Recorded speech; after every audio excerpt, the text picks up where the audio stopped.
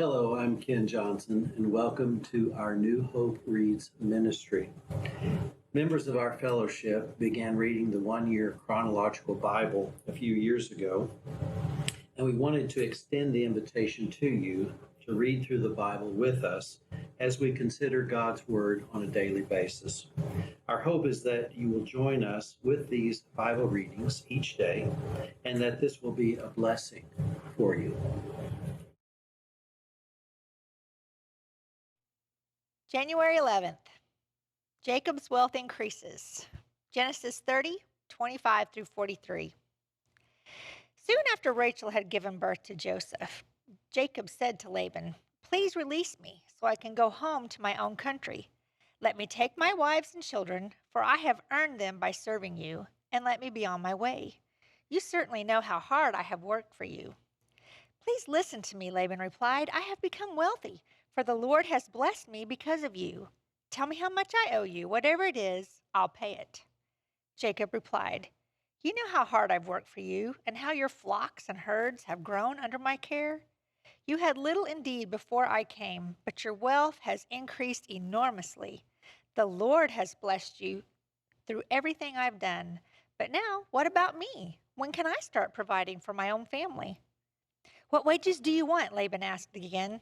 Jacob replied, "Don't give me anything. Just do one thing, and I'll continue to tend and watch over your flocks. Let me inspect your flocks today and remove all the sheep and goats that are speckled or spotted, along with all the black sheep. Give these to me as my wages. In the future, when you check on the animals you have given me as my wages, you'll see that I have been honest. If you find in my flock any goats without speckles or spots, or any sheep that are not black, you will know that I have stolen them from you." "All right," Laban replied, "it will be as you say." But that very day Laban went out and removed the male goats that were streaked and spotted, all the female goats that were speckled or spotted or had white patches, and all the black sheep. He placed them in the care of his own sons, who took them a 3 days' journey from where Jacob was. Meanwhile, Jacob stayed and cared for the rest of Laban's flock.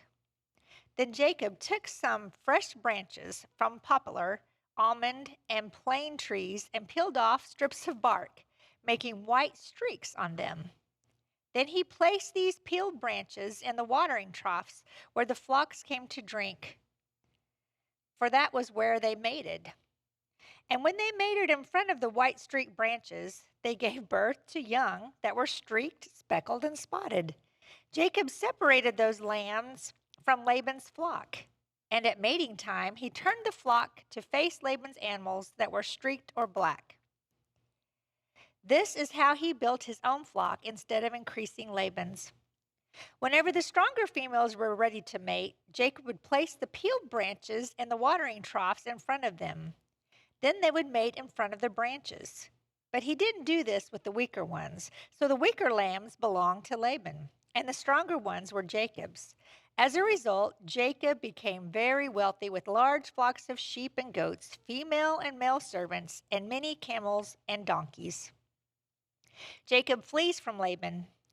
Genesis 31, 1 through 21. But Jacob soon learned that Laban's sons were grumbling about him. "Jacob has robbed our father of everything," they said. "He has gained all his wealth at our father's expense." And Jacob began to notice a change in Laban's attitude toward him. Then the Lord said to Jacob, "Return to the land of your father and grandfather and to your relatives there, and I will be with you." So Jacob called Rachel and Leah out to the field where he was watching his flock. He said to them, "I have noticed that your father's attitude toward me has changed, but the God of my father has been with me. You know how hard I have worked for your father, but he has cheated me, changing my wages 10 times. But God has not allowed him to do me any harm. For if he said, 'The speckled animals will be your wages,' the whole flock began to produce speckled young. And when he changed his mind and said, 'The striped animals will be your wages,' then the whole flock produced striped young. In this way, God has taken your father's animals and given them to me." One time during the mating season, I had a dream, and I saw that the male goats mating with the females were streaked, speckled, and spotted. Then in my dream, the angel of God said to me, Jacob. And I replied, Yes, here I am. The angel said, Look up, and you will see that only the streaked, speckled, and spotted males are mating with the females of your flock. For I have seen how Laban has treated you. I am the God who appeared to you at Bethel, the place where you anointed the pillar of stone and made your vow to me. Now get ready and leave this country and return to the land of your birth.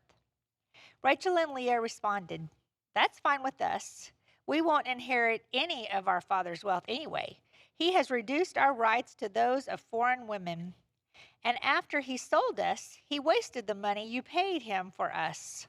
All the wealth God has given you from our father legally belongs to us and our children. So go ahead and do whatever God has told you. So Jacob put his wives and children on camels, and he drove all of his livestock in front of him. He packed all the belongings he had acquired in Paddan and set out for the land of Canaan, where his father Isaac lived. At the time they left, Laban was some distance away, shearing his sheep. Rachel stole her father's household idols and took them with her. Jacob outwitted Laban the Aramean, for they set out secretly and never told Laban they were leaving. So Jacob took all his possessions with him and crossed the Euphrates River, heading for the hill country of Gilead. Laban pursues Jacob. Genesis 31, 22 through 42. 3 days later, Laban was told that Jacob had fled, so he gathered a group of his relatives and set out in hot pursuit. He caught up with Jacob 7 days later in the hill country of Gilead. But the previous night, God had appeared to Laban the Aramean in a dream and told him, I'm warning you, leave Jacob alone. Laban caught up with Jacob as he was camped in the hill country of Gilead, and he set up his camp not far from Jacob's. What do you mean by deceiving me like this? Laban demanded. How dare you drag my daughters away like prisoners of war? Why did you slip away secretly? Why did you deceive me? And why didn't you say you wanted to leave? I would have given you a farewell feast with singing and music accompanied by tambourines and harps. Why didn't you let me kiss my daughters and grandchildren and tell them goodbye? You acted very foolishly. I could destroy you. But the God of your father appeared to me last night and warned me, leave Jacob alone. I can understand your feeling that you must go and your intense longing for your father's home. But why have you stolen my gods? I rushed away because I was afraid, Jacob answered. I thought you would take your daughters from me by force. But as for your gods, see if you can find them, and let the person who has taken them die. And if you find anything else that belongs to you, identify it before all these relatives of ours, and I will give it back. But Jacob did not know that Rachel had stolen the household idols. Laban went first into Jacob's tent to search there, then into Leah's, and then the tents of the 2 servant wives. But he found nothing. Finally, he went to Rachel's tent, but Rachel had taken the household idol and hidden them in her camel's saddle, and now she was sitting on them. When Laban had thoroughly searched her tent without finding them, she said to her father, Please, sir, forgive me for if I don't give it up. I'm having my monthly period. So Laban continued his search, but he could not find the household idols. Then Jacob became very angry, and he challenged Laban. What's my crime? He demanded. What have I done to make you chase after me as though I were a criminal? You have rummaged through everything I own. Now show me what you found that belongs to you. Set it out here in front of us before our relatives for all to see. Let them judge between us. For 20 years I have been with you, caring for your flock. And all that time your sheep and goats never miscarried. And all those years I never used a single ram of yours for food. If any were attacked and killed by wild animals, I never showed you the carcass and asked you to reduce the count of your flock. No, I took the loss myself. You made me pay for every stolen animal, whether it was taken in broad daylight or in the dark of night. I worked for you through the scorching heat of the day and through the cold and sleepless nights. Yes, for 20 years I slaved in your house. I worked for 14 years, earning your 2 daughters. and then 6 more years for your flock. And you changed my wages 10 times. In fact, if the God of my father had not been on my side, the God of Abraham and the fearsome God of Isaac, you would have sent me away empty-handed. But God has seen your abuse and my hard work. That is why he appeared to you last night and rebuked you. Jacob's treaty with Laban, Genesis 31, 43 through 55. Then Laban replied to Jacob, "These women are my daughters, these children are my grandchildren, and these flocks are my flocks. In fact, everything you see is mine.